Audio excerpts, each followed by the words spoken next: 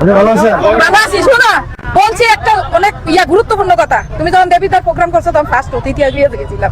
আমার একটা মেয়ের একটা সমস্যা, তুমি হয়তো জানতেও পারছো, পুলিশে চাকরি করে।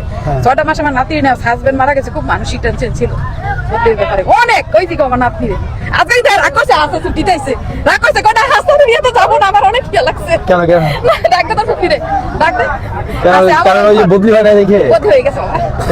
রাগ করছে কেন? রাগ করছে এটা যে ভাইয়ের ইয়াতে তো হইলো না আমার। আমি হয়তো ভুলে গেছিলাম কেন করলাম আমি কিন্তু তোমার খুব ইয়া করি, এটা আমার নাতিরা। ভালো আছেন না?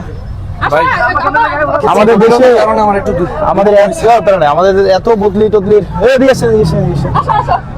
বলছি আপনারা আমাদের উপরে রাগ করলে কেমন হবেন?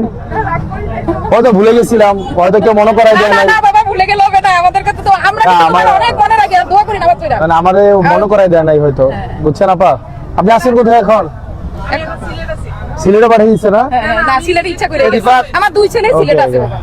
এক ছেলে সৌদি আছে, সিলেট থেকে এই দিবা, সব ছেলে মেয়ে তুমি ফুটবল পারছো রেডি করো তো আঙ্কেলে ফুটবল পারছো রেডি করো। করে বাড়িতে চলে আসছি। ঠিক আছে, আপনার মনে থাকবে আমার, মেয়েরা আছে তাজদা বলে যায় আমার মনে থাকবে আপনাদের। অবশ্যই। ঠিক আছে।